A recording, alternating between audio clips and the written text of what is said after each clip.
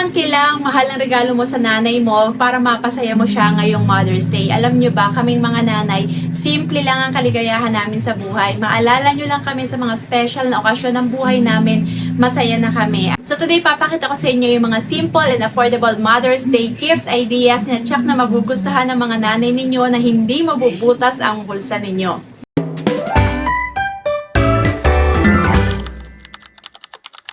Hello mga Mars! So kung naghahanap nga kayo ng mga affordable gift idea para sa darating na Mother's Day, then this video is right for you. Ito yung mga gift ideas na kahit estudyante, kahit nagtitipid, o kahit yung mga kuripo talaga namang ma-afford itong mga Mother's Day gift ideas na i-share ko sa inyo.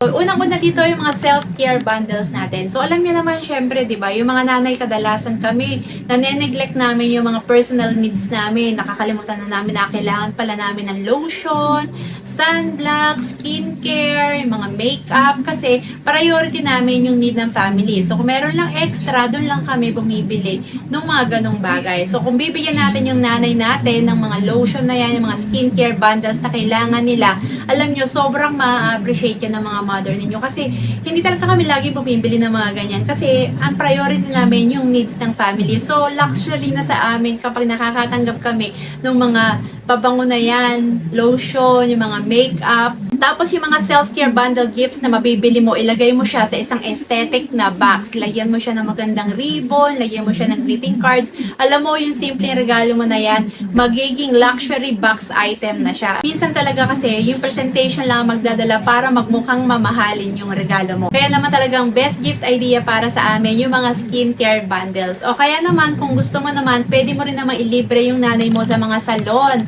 sa spa. Kasi minsan, yan yung mga bagay na hindi na talaga namin usually nagagawa kasi nga hindi siya priority para sa aming mga nanay. So kung ititreat nyo kami sa salon, sa mga spa, pa-manicure, pedicure nyo yung mga nanay ninyo, alam nyo, sobra namin ma-appreciate yan kasi gustong-gusto namin yung napapamper kami. As a mother, gustong-gusto namin yung inaalagaan din kami. Kaya naman talagang self-care bundles o kaya naman a pampering time with your mother is one of the best gift na pwede nyo ibigay ngayong Mother's Day. Next is personalized gift. Pwede mo siyang print ng mga memorable photos niya, tapos i-compile mo sa isang photo album, tapos para meron siyang babalik-balikan, di ba, na parang makikita niya ano ba yung tsura niya 10 years ago, 20 years ago, o kaya naman yung mga moments niyo with family, pag samasamahin mo siya, compile mo siya sa isang album, o kaya gawan mo siya ng photo slide para i-save mo sa phone mo, papanood mo sa kanya, kaya meron siyang mga babalik-balikan ng mga memorabilias ng inyong pamilya, di ba? Ang personal gift ideas, yung mga personalized letters. Alam nyo, kami mga nanay, medyo talaga kami, emotional. Kapag nakakabasa kami ng mga love letters from our loved ones, talagang super natatouch kami kasi nga alam namin na from the heart nyo isinulat yung mga letters na yun. Kaya kahit simple, di ba? Bumili ka lang ng mga card, mga greeting cards, tapos personalize mo yung letters dun sa loob.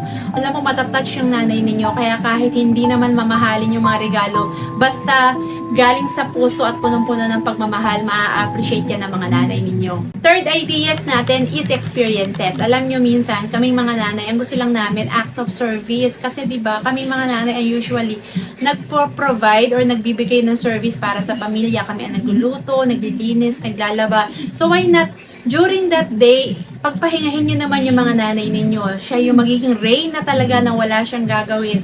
Kayo ang magluluto para sa kanya, lutuin nyo yung favorite food niya, kayo ang maglilinis ng bahay, kayo ang maglalaba ng araw na yun. As in talagang yung experience na reynang-reyna siya, alam nyo, sobrang sarap ng pakiramdam yun.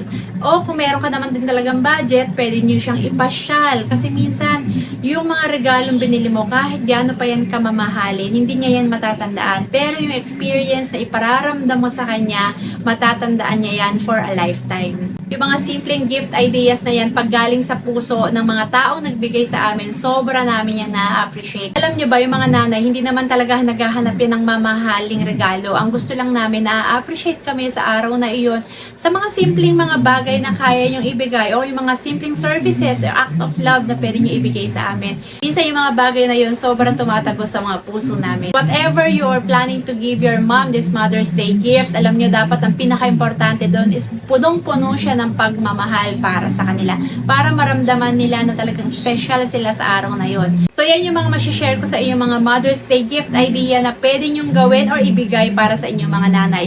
Magbigay kayo ng mga self-care bundle kits, pamper nyo siya, dali nyo siya sa mga salon, sa mga spa, ipagluto nyo siya, ipaglinis nyo siya, o kaya naman kung may budget, ipasyal nyo siya. Diba? Yung mga simpleng bagay na yan, alam nyo, sobrang nakaka-touch para sa aming mga nanay. Ayan, kaya sa darating na Mother's Day, planuhin nyo na kung paano nyo pasasayahin yung mga nanay ninyo. Happy Mother's Day to all moms! Bye!